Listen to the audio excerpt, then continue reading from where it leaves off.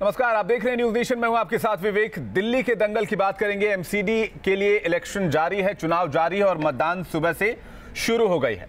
दिल्ली के दंगल में दिग्गजों ने भी मतदान किया है। आपको 5 तस्वीरों से रूबरू कराते हैं। पहली तस्वीर दिल्ली के मुख्यमंत्री की है। केजरीवाल ने अपने परिवार के साथ पोलिंग बूथ पर जाकर मतदान किया। दूसरी तस्वीर बीजेपी नेता मीनाक्षी लेखी की है। तीसरी तस्वीर दिल्ली कांग्रेस के अध्यक्ष अजय माकन की है, जिन्होंने रजौरी गार्डन में मतदान किया। चौथी तस्वीर दिल्ली के स्वास्थ्य मंत्री सत्येंद्र जैन की है और आखिरी तस्वीर में बीजेपी नेता प्रवेश वर्मा आपको नजर आएंगे। तो ये 5 तस्वीरें जो आप देख रहे थे। फिलहाल ये केजरीवाल की तस्वीर आप देख रहे हैं, जो कि पहुंचे हैं मतदान करने के लिए और बताया जा रहा है कि सपरिवार उन्होंने यहां पर वोट डाला है।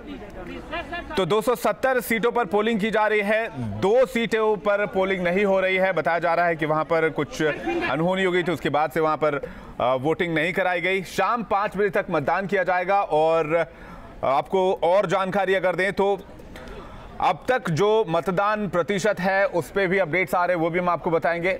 तो जो दिग्गज हैं इस बीच वो भी लगातार वोटिंग कर रहे हैं। दिल्ली के उपराज्यपाल ने वोट डाला है। सीएम अरविंद केजरीवाल सपरिवार वोट डालने के लिए पहुंचे। अजय माकन वोट डालने के लिए पहुंचे।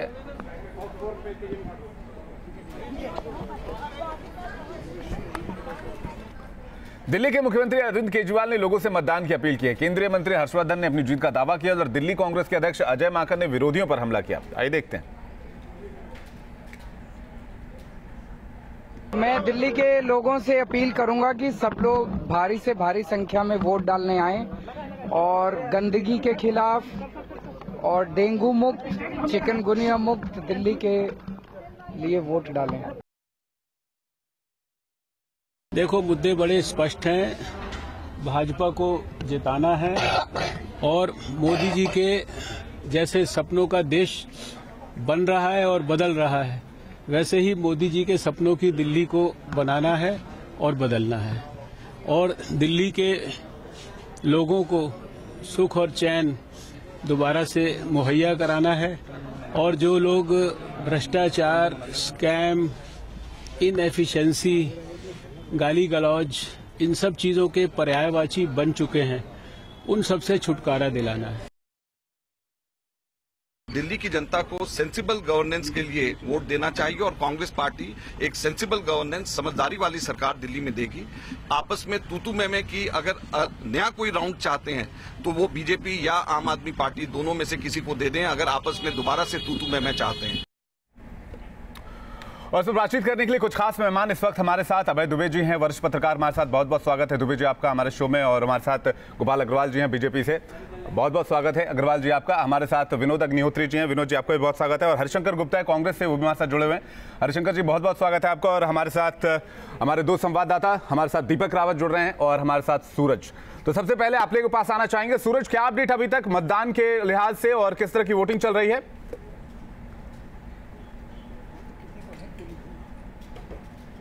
देखिए, रिहायशी इलाके की अगर बात करें, राजौरी गार्डन में विवेक मैं मौजूद हूं और आज लोकतंत्र का उत्सव माना जाता है, वोटिंग का दिन। और एक मॉडर्न बूथ की तस्वीर जो है वो आपको दिखा रहे हैं कि किस तरह से चुनाव आयोग ने सुविधाजनक और बहुत ही बेहतरीन वोटिंग बूथ जो है वो बनाए हैं, पोलिंग बूथियां बने हैं, बाकायदा हेल्प डेस्क लगाई गई है। और आगे चलेंगे तो वहां वोटर वेटिंग लाउंज जो है वो भी बनाया गया, सोफे लगाए गए हैं, ग्रीनरी का पूरा इंतजाम करके रखा गया है। लोग चलिए, तो ये एक मॉडल पोलिंग बूथ है।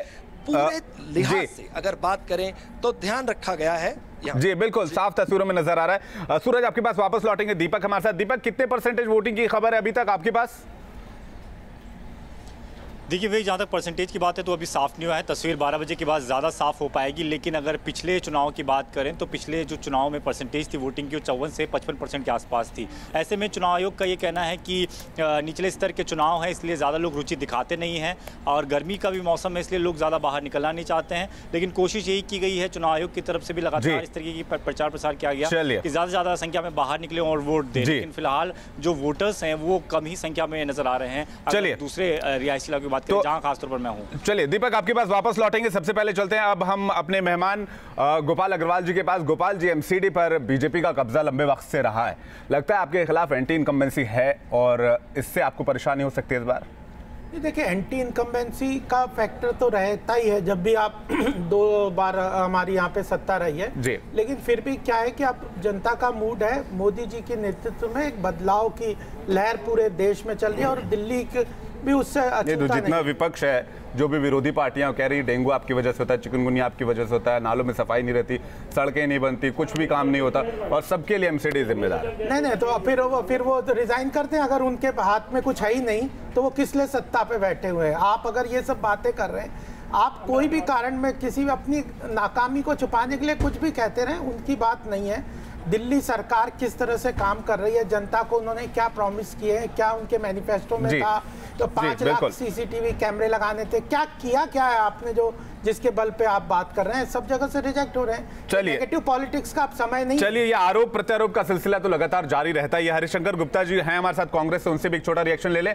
हरिशंकर गुप्ता जी, क्या लग रहा है आपको? राजौरी गार्डन में हमने देखा क्या हुआ नहीं हुआ, उसके बाद आपके लिए लगता है कि उम्मीदों का फलक है आपके लिए?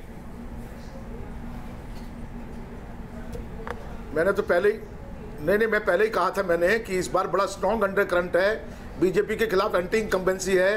मोदी जी के नाम की चादर ओढ़ देने से उनका भ्रष्टाचार खत्म नहीं हो जाएगा। गोपाल जी बिल्कुल गलत बात कर रहे हैं जी।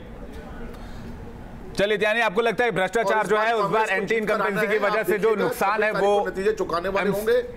एमसीडी में जो नुकसान है वो बीजेपी को उठाना पड़ेगा। खैर, ये तो नतीजे तय करेंगे, इस पर बात होगी। लेकिन हमारे साथ वरिष्ठ पत्रकार अभय दुबे जी, उनसे जवाब लेना चाहेंगे। अभय दुबे जी, जिस पैटर्न पे चुनाव हो रहा है इस बार, जिस पैटर्न पे हमने हाल के चुनाव देखे हैं, उसका भी कुछ ना कुछ असर तो होगा इस पर, और जो हालात फिलहाल बन रहे हैं उसके हिसाब से कैसा लग रहा है आपको? किस तरफ जा रहा है एमसीडी का इलेक्शन? देखिए, अभी गोपाल जी ने एक बड़ा दिलचस्प फिक्रा कहा। उन्होंने कहा कि जनता बदलाव चाहती है, तो दिल्ली में जनता किसको बदलना चाहती है? एमसीडी में तो उन्हीं की पार्टी है जी। तो उनकी पार्टी को, जैसा तमाम सारे सर्वेक्षण आए हैं, उसमें लगता नहीं कि जनता उनकी पार्टी को बदलना चाहती है। तो मुझे लगता यह है कि भारतीय जनता पार्टी जो एमसीडी में थी अभी तक जी, और जो भारतीय जनता पार्टी एमसीडी में आने का प्रयास कर रही है, इन दोनों पार्टियों के बीच में फर्क है जी। और इस फर्क को जनता ने समझ लिया है अपने हिसाब से। जनता हम लोगों के लहजे में, हम लोगों की भाषा में चीजें नहीं समझती है, लेकिन उसके बाद समझने का अपना तरीका होता है। विनोद शायद समझ गई है ये जो भारतीय जनता पार्टी नई आने वाली है, ये वो भारतीय जनता पार्टी नहीं है जो अभी तक एमसीडी में थी। यही सवाल मैं विनोद जी से समझना चाहूंगा। विनोद जी, जनता पार्टी जो है, भारतीय जनता पार्टी जो है अभी एमसीडी में, और भारतीय जनता पार्टी जो आएगी, अगर जिस तरह से इलेक्शंस हो रहे हैं या फिर जिस तरह से अग्रवाल जी दावा कर रहे हैं, फर्क क्या रह जाएगा? जनता आखिर क्यों वोट करे? देखिए, फर्क ये है कि जो भारतीय जनता पार्टी एमसीडी में है वो मोदी और शाह युग की पार्टी नहीं है, वो अडवाणी जी और राजनाथ सिंह के युग की पार्टी है, नितिन गडकरी की युग की पार्टी थी जी। उस वक्त जब विजेंद्र गुप्ता जो है बीजेपी के दिल्ली प्रदेश के अध्यक्ष होते थे, तो वो तमाम लोग, और इसीलिए सारे के सारे पार्षदों के टिकट काट दिए बीजेपी ने। जिस एंटी इनकम्बेंसी की बात हम लोग कर रहे हैं, जो सत्ता विरोधी रुझान, जो गोपाल जी का भी कहना है कि थोड़ा बहुत तो होता ही है, वो जैसे ही उन्होंने उसको, चूंकि पार्षदों के खिलाफ ज्यादा होता है, ये स्थानीय चुनाव है, तो पार्षदों के सबके टिकट काट दिए और नए लोगों को उतार दिया। तो लगभग काफी हद तक उस सत्ता विरोधी रुझान को खत्म करने के लिए बीजेपी का जो एक लेवल लगा हुआ है, मुझे लगता है एमसीडी में आप 10 साल से हैं और आपने ये काम नहीं किया, उसका कुछ तो असर जरूर होगा। मुझे लगता है इस बार मनोज तिवारी भी फ्रंट पर हैं, तो उनकी साख भी दांव पर होगी। केंद्रीय मंत्री विजय गोयल अपनी पत्नी के साथ मतदान करने के लिए पहुंचे और केजरीवाल पर हमला किया। ज्यादा जानकारी दे रहे हैं हमारे संवाददाता मोहित राज दुबे। मेरे साथ केंद्रीय मंत्री विजय गोयल साहब हैं, अपनी पत्नी के साथ मताधिकार का इस्तेमाल करके आए हैं। सर, बड़े लंबे समय से मैं आपको दिल्ली में देख रहा हूं कि जब भी आप आते हैं तो ज़रूर साथ में धर्मपत्नी आपकी होती हैं। मुद्दा इस बार क्या है? आपका मुद्दा क्या है? क्योंकि आपने व्यक्तिगत मताधिकार का इस्तेमाल किया। हमारा मुद्दा तो विकास है जी। मैं दिल्ली के बारे में सपने देखता हूं और देखता हूं कि ऐसे ही लोग आने चाहिए, चाहे वो किसी पार्टी के हों, जिनका उद्देश्य दिल्ली के अंदर विकास करना हो, दिल्ली को सजाना हो, दिल्ली को संवारना हो और दिल्ली की समस्याओं को हल करना हो। जब आम आदमी पार्टी आई थी दिल्ली के अंदर 2015 के अंदर, तो लोगों ने इसी विश्वास के साथ लाए थे कि ये लोग युवा हैं, नए तरीके से काम करेंगे। पर 2 साल में उन्होंने दिल्ली की जनता का विश्वास तोड़ दिया। दूसरी तरफ प्रधानमंत्री मोदी जी की अगुवाई के अंदर, नेतृत्व के अंदर, जिस तरीके से जहाँ जहाँ भारतीय जनता पार्टी की सरकारें हैं, कॉरपोरेशन है, निकाय हैं, वो अच्छा काम कर रहे हैं, तो लोगों को लगता है कि दिल्ली नगर निगम में एक बार फिर भारतीय जनता पार्टी को चुनकर भेजना चाहिए। चलिए, तो यहाँ लगता है कि सब लोग अपनी अपनी तरफ से अपील करते नजर आ रहे हैं। विनोद जी, बीजेपी के लिए आपने कहा कि अब जो बीजेपी है और पहले जो बीजेपी, उसमें बहुत ज्यादा फर्क है। हाँ, निश्चित रूप से फर्क है। बीजेपी पहले जो बीजेपी थी वो बड़ी परंपरागत किस्म की राजनीति करती थी जी। मतलब आप भी देखिए ना, पुराने नेता, अगर आप दिल्ली, चूंकि मैं तो दिल्ली को मैंने बहुत एक रिपोर्टर को मैं भी कवर किया है, वो साहनी जी की बीजेपी, मल्होत्रा जी की बीजेपी और केदार उनकी खुराना जी की बीजेपी, वो उसका एक निश्चित वोट बैंक था, निश्चित तरह की उसकी एक चाल ढाल थी। आज जो बीजेपी है, जो मनोज तिवारी की बीजेपी है दिल्ली में, जो अमित शाह जी की बीजेपी देश में है, जो मोदी जी की बीजेपी देश में, आपको लगता है एमसीडी का जो इलेक्शन है उसी बीजेपी के साथ लोग ये मानकर चल रहे हैं, यानी कि इस वजह से एमसीडी में एंटी इनकम्पेंसी फैक्टर जो बीजेपी को बहुत ज्यादा हिट नहीं करेगा। चलिए, एंटी इनकम्पेंसी फैक्टर को तो उन्होंने बहुत ढंग से डाइल्यूट कर दिया। जो पूरे के पूरे पार्षदों के टिकट काट दिए, वो अपने आप में एक बहुत बड़ा फैसला था, बड़ा जोखिम भरा फैसला है। नतीजे आएंगे, नतीजों से सब कुछ साफ हो जाएगा। और दिल्ली में एमसीडी का इलेक्शन हो रहा है। 270 सीटों पर वोट डाले जा रहे। तमाम खास मेहमान हमारे साथ लगातार बने हुए हैं। हरिशंकर गुप्ता जी के पास जाना चाहूंगा, कांग्रेस से हमारे साथ लगातार जुड़े हुए हैं। हरिशंकर गुप्ता जी, आपको तो झटके पे झटके लग रहे थे एमसीडी इलेक्शंस के पहले। लवली जी गए, उसके बाद बरखा शुक्ला गई, लगता है इसका भी कुछ असर होगा एमसीडी इलेक्शन पे?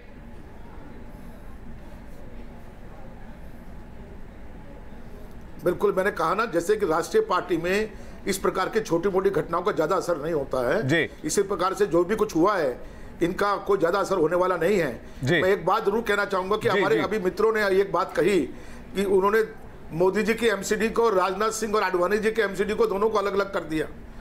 मैं समझता हूं कि यह बिल्कुल गलत बात है। पंजाब में किसका पार्टी चुनाव लड़ रही थी? मोदी जी की बीजेपी चुनाव लड़ रही थी कि राजनाथ सिंह की चुनाव लड़ रही थी? अमित शाह की पार्टी चुनाव लड़ रही थी कि आडवाणी की पार्टी चुनाव लड़ रही थी? तो ये कहना बिल्कुल गलत है। बीजेपी के खिलाफ में बड़ी स्ट्रॉन्ग एंटी इनकम्बेंसी है। दिल्ली के नगर निगम चुनाव में बीजेपी की हार का सामना करना पड़ेगा जी। चलिए, इसका जवाब लेंगे विनोद जी से इसका जवाब लेंगे। हरिशंकर जी, एमसीडी चुनाव के लिए सुबह से मतदान जारी है। दिल्ली में मुकाबला त्रिकोणीय है, आम आदमी पार्टी, बीजेपी या फिर कांग्रेस। बहरहाल जो भी होगा 26 तारीख को सामने आएगा, लेकिन दिल्ली के दंगल में दिग्गजों ने मतदान कर दिया है। आपको 5 तस्वीरों से रूबरू कराते हैं। पहली तस्वीर दिल्ली के मुख्यमंत्री अरविंद केजरीवाल की है। केजरीवाल अपने पूरे परिवार के साथ पोलिंग बूथ पर गए और जाकर मतदान किया। दूसरी तस्वीर बीजेपी नेता मीनाक्षी लेखी की है। तीसरी तस्वीर दिल्ली के कांग्रेस के अध्यक्ष अजय माकन की है, जिन्होंने रजौरी गार्डन में मतदान किया। चौथी तस्वीर दिल्ली के स्वास्थ्य मंत्री सत्येंद्र जैन की है। और आखिरी तस्वीर में आप बीजेपी नेता प्रवेश वर्मा को देख रहे हैं, जो कि वोट डालने के लिए पहुंचे।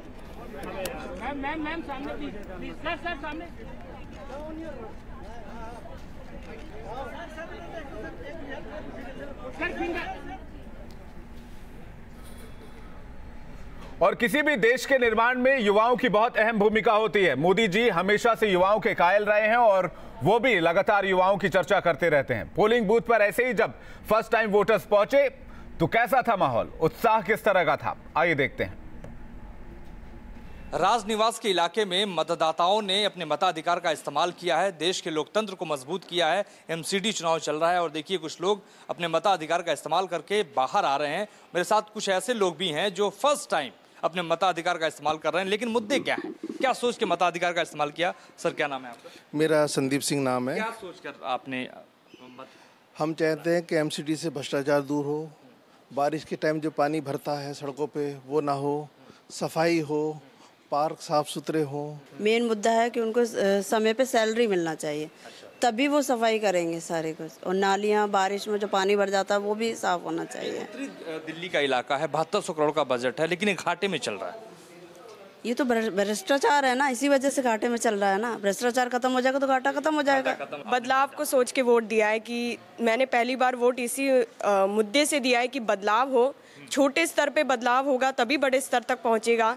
इसलिए मैंने इस वोट को ज़रूर दिया है कि, और मैंने लड़की होने के नाते भी वोट दिया है कि यहाँ पे सुरक्षा का मुद्दा भी है। भले ये बहुत ही वीआईपी एरिया हो, पर फिर भी सुरक्षा एक बहुत ही ऐसा मुद्दा है जो होना चाहिए और बने रहना चाहिए। इसलिए मैंने सुरक्षा को लेकर दिया है। और यहाँ की साफ़ सफाई भी है एक मुद्दा जो कि बनी रहनी चाहिए, और दुर्घटना, सड़क, उसका भी सुरक्षा पूरी बनी रहनी चाहिए। मैंने इस नाते भी वोट दी। सफाई हो जाए, भ्रष्टाचार खत्म हो जाए, और हर चुनाव में ऐसे ही मुद्दे होते हैं। और ख़ास बात मैडम ने उठाया है कि जो कर्मचारियों की सैलरी है वो मिल जानी चाहिए वक्त पे, जो लगातार प्रदर्शन करते हैं कि सैलरी उनको नहीं मिलती है। वीडियो जर्नलिस्ट संजय के साथ मोहित राज दुबे, न्यूज़ नेशन, दिल्ली। और दिल्ली के पूर्व मुख्यमंत्री शीला दीक्षित भी वोट डालने के लिए पहुंची। वोट डालने के बाद उन्होंने क्या कहा, आइए देखते हैं। देखिए, जो लीडर जहां से गए हैं उनका इम्पैक्ट उसी जगह पर ज़्यादा पड़ेगा कि भैया वहां गए, लेकिन कैंडिडेट्स चुन लिए गए थे और इन्हीं लीडर्स ने चुने थे। ये तो है ही, इन्हीं लीडर्स के चुने हुए कैंडिडेट्स थे, इनकी सलाह से बनाए गए थे। तो अब उनके अगेंस्ट करेंगे तो थोड़ा लोगों को भी लगेगा कि भैया पहले तो इन कैंडिडेट्स को कह रहे थे करिए और अब करें। तो उनकी तरफ से होशियारी का कदम हुआ, लेकिन कितनी होशियारी वो काम करेगी वो नहीं मैं कह सकती। लेकिन इनके जाने का नुकसान आपको लगता है कि सर्टेन पॉकेट्स में होगा? हाँ, सर्टेन पॉकेट्स में तो होगा। देखिए, जहाँ जहाँ से वो लड़े थे, बरखा जी की कंस्टिट्यूंसी में होगा, वो प्रचार भी करेंगी और वही। लेकिन एक बात मैं आपको बता दूं कि जनता भी दिल्ली की समझदार है। अब कल तक तो मैं कांग्रेस के लिए मांग रही थी, आज सडनली वही शख्सियत जिसको आपने कांग्रेस का लीडर माना वो बीजेपी के लिए मांग रही, तो थोड़ा कंफ्यूजन माइंड में होता है और अच्छा भी नहीं लगता है किसी को। चाहे वोटर हो चाहे लीडर हो, वो एकदम इस तरह से कर ले और ऐसा मैसेज जाए कि अपने स्वार्थ के लिए कर रहा है, तो वो वोटर भी समझता है। 10 साल तक एमसीडी में, तो सबसे यही सवाल है कि 10 साल तक एमसीडी में बीजेपी का राज था और उसके बाद क्या सुधार हैं और किस तरह की चीजें हैं दिल्ली में, इसे लेकर भी वोटिंग हो रही होगी। बहरहाल आगे बढ़ते हैं और अब बातचीत करते हैं हमारे सभी खास मेहमान से जो कि हमारे साथ लगातार बने हुए हैं। सबसे पहले कि अपने संवाददाता के पास चलेंगे, सूरज और दीपक दिल्ली से हमारे साथ लगातार बने हुए। सूरज, मतदान काफी धीमी है, इस तरह की खबरें भी आ रही हैं, क्या अपडेट अभी तक?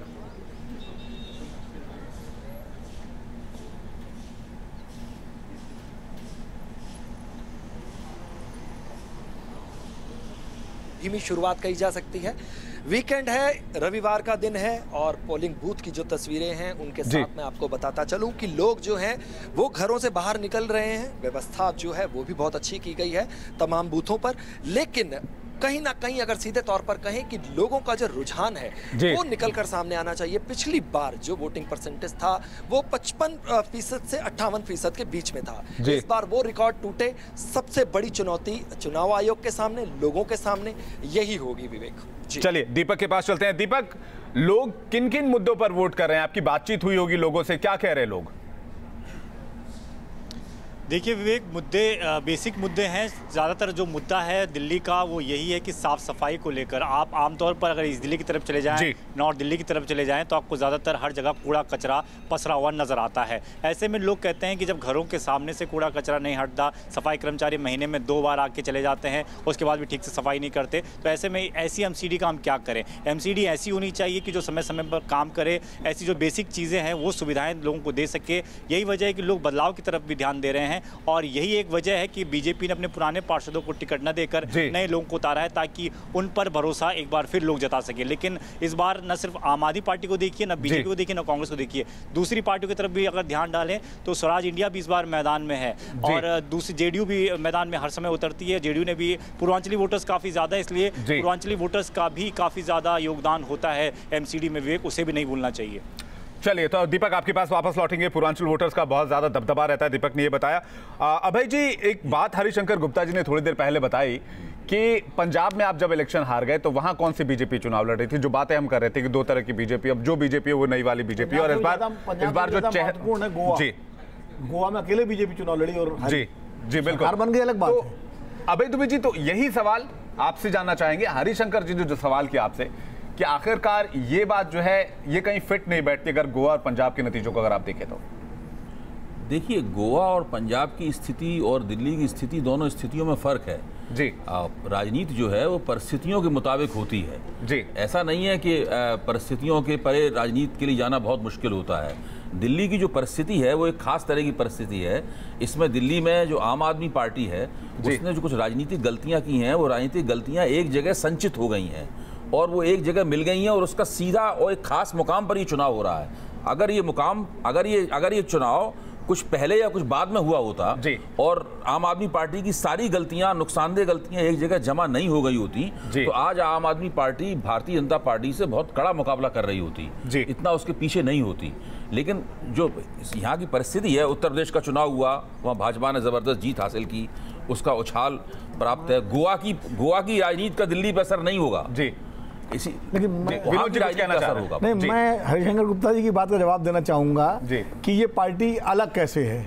देखिए गुप्ता जी, हम अलग बताएं कैसे है। पंजाब का आपने उदाहरण दिया, मैंने खुद उसमें गोवा जोड़ा कि गोवा में बीजेपी हारी, पंजाब में बीजेपी नहीं हारी, अकाली दल हारा, वो बीजेपी उसके साथ चिपकी हुई थी। ये अलग इसलिए है कि मैं उदाहरण दे रहा हूँ, उत्तर प्रदेश में 90 से लेकर के और 2017 तक भाजपा के 3 मुख्यमंत्री हुए, लेकिन इसके बावजूद कल्याण सिंह 2 बार मुख्यमंत्री हुए, इसके बावजूद भाजपा ने बहुत अपने प्रचार तंत्र से, अपनी रणनीति से लोगों के दिमाग में बिठा दिया कि भाजपा को पहली बार मौका दो। मतलब ऐसा लगा कि भाजपा की सरकार ही नहीं रही और 27 साल में उत्तर प्रदेश का जो हाल हुआ है उसके लिए सिर्फ समाजवादी पार्टी और बहुजन समाज पार्टी जिम्मेदार है और कांग्रेस जिम्मेदार हो गई चूंकि उनके साथ चली गई और उन्होंने उसका 325 सीटें जीती। तो ये जो कला है, ये कला पिछली भाजपा में नहीं थी, जो अडवाणी जी और राजनाथ सिंह की भाजपा थी उसमें ये कला नहीं थी। तो एमसीडी का चुनाव लगातार जारी और सारे खास मेहमान हमारे साथ बने हुए हैं। बीजेपी से हमारे साथ गोपाल अग्रवाल जी। गोपाल जी, ब्रेक पर जाने से पहले आप कुछ कहना चाह रहे थे? देखिए, सबसे पहली बात है कि कोई भी चीज माहौल बनाने से नहीं होता, उसके पीछे कंटेंट होता है। आज पूरे देश में अगर आप देखेंगे तो मोदी जी के लिए पॉजिटिव सेंटीमेंट है, एक होप है। और वह होप क्यों है? क्योंकि 3 साल में परफॉर्म किया है और उस प्रॉमिस के बल पे नहीं, लेकिन ये तो ड्रॉबैक हुआ ना अग्रवाल जी, आप एमसीडी के काम के एवज में अगर वोट मांगते तो फिर अच्छा भी लगता। आप अगर किसी नाम पे वोट मांग रहे तो फिर वो नहीं, देखिए काम पे अल्टीमेटली आने वाले जब युवा वोटर है, नया है, होप के ऊपर चलता है कि हम क्या देना चाहते हैं, क्या करना चाहते हैं। जैसे बदलाव व्यक्ति में आता है, पार्टियों में भी आता है, पार्टियों के संगठन में आता है, पार्टी की विचारधारा में आता है, सेंटिमेंट में आता है। पूरा स्ट्रक्चर आज बीजेपी का देखिए, करप्शन इन सब को लेकर कितना स्ट्रॉन्ग आपने जो। और दिल्ली नगर निगम चुनाव के लिए वोटिंग जारी है। तीनों नगर निगमों के लिए वोटिंग की जा रही है। सुबह 8 बजे से मतदान शुरू हो गया है, जो कि शाम 5:30 बजे तक जारी रहेगा। वोटों की गिनती 26 अप्रैल को होगी, यानी कि नतीजे 26 अप्रैल को आएंगे। हालांकि 2 प्रत्याशियों के निधन के बाद 2 वार्डों में चुनाव नहीं हो रहे। 272 पे चुनाव होने थे, 270 पे हो रहे हैं। आपको 4 तस्वीरें इस वक्त हम दिखा रहे हैं।